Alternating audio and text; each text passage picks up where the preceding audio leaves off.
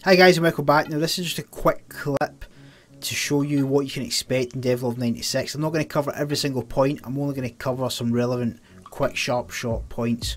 Now for anyone who didn't know, crossbow was king back in the day. Literally it could headshot a fully geared guy. Main thing for me is frog boots are back. They were the best thing in Rust. Stone spears are also extremely OP in this version. The bolty and other guns are a bit different to what it used to be. You see the sights are different, and it's back to the old hollow sight as well. Now I'm going to run through some things quickly and just get you up to speed on what you can expect in Devblog 96 if you choose to play it. Now the key thing for this is just enjoy it and embrace it. It was a really fun way of playing Rust. It was a bit Zerg orientated because of the BPs, but we'll get into that later in the clip. Now resources in the ground were still a thing back then as well. You see sulphur ore, you get stone, and you get wood. Now these are a lot different from they are now, they're just little squares.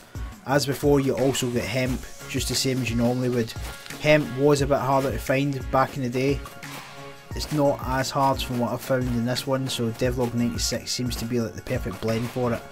You'll also remember from back then, you can actually mine with hatchets.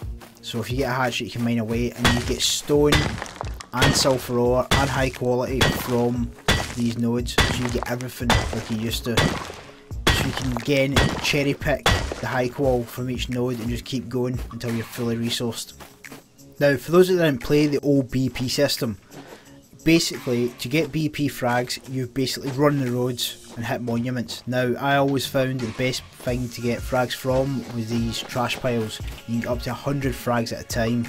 Now these frags you basically upgrade to a page like so, and you can upgrade to a book and upgrade to multiple books. Now multiple books get you the best BPs like face mask.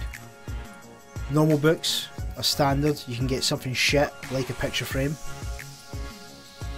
or you can get bloody signs. It is that random. That's what made BP so good, the fact that you didn't know what you were going to get.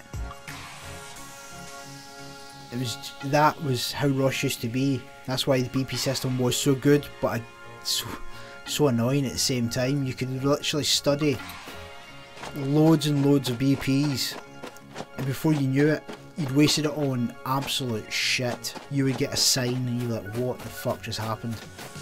But that's what made it so good, because it was so random. That's why people enjoyed it. Whereas now components, you're working towards exactly what you want. But also with barrels, you can actually get weapons. You can get an AK, you can get a rocket. So if hitting the roads was worthwhile, that's what used to bring people together, and that's why people used to trade so much, because those random drops did actually happen quite regular.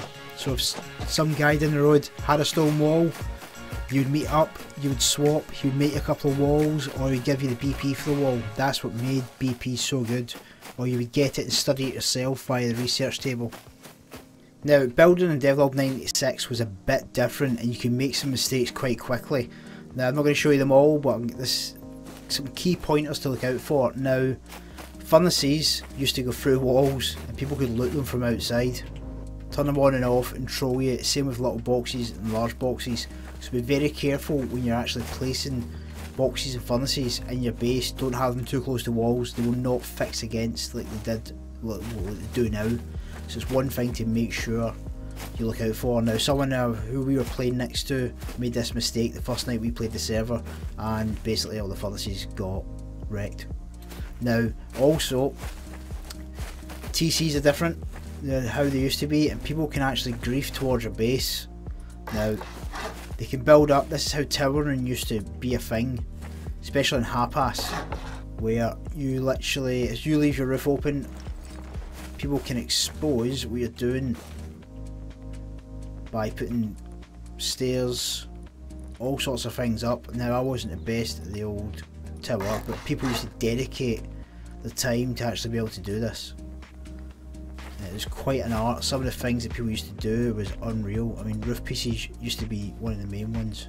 I can't actually afford to place that, but you put that roof piece up there and you could literally just go up on the roof piece and jump up and jump into the base.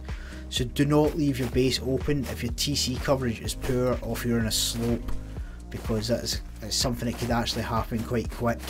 especially if you're offline. Just jump in, get everything out, take a TC, probably take your base over as well, to be fair. Another thing you can expect is arrow raiding.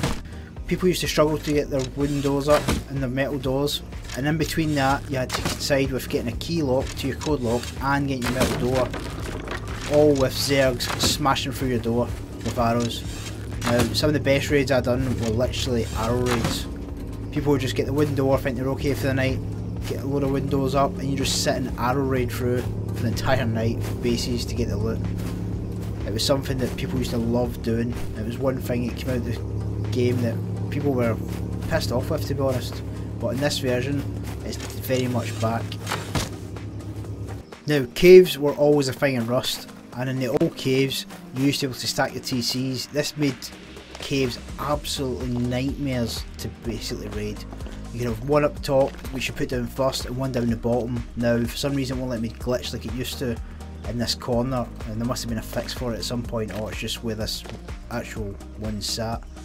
Now, having a cave basically meant you were one of the kings of the server. You could literally pack these up with turrets, stack them in. It was unreal to try and raid. If you had one of these and someone was raiding you, they had to have the resources to go through it.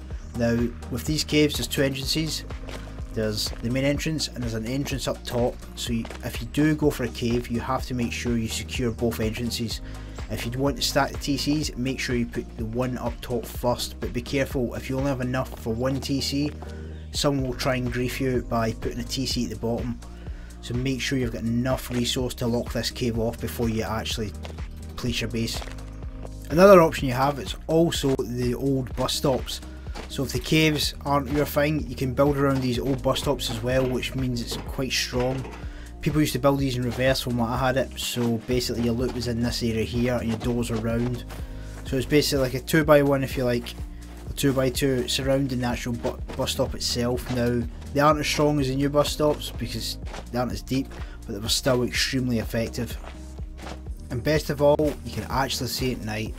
This is how Rust used to be at night. You can actually clearly see as people run through. It's so much better, just ambient light from above. If the fog was there, it was a bit harder, but this used to be night in Rust. Kind of the same now with the partial moonlight you get, but this was night all the time.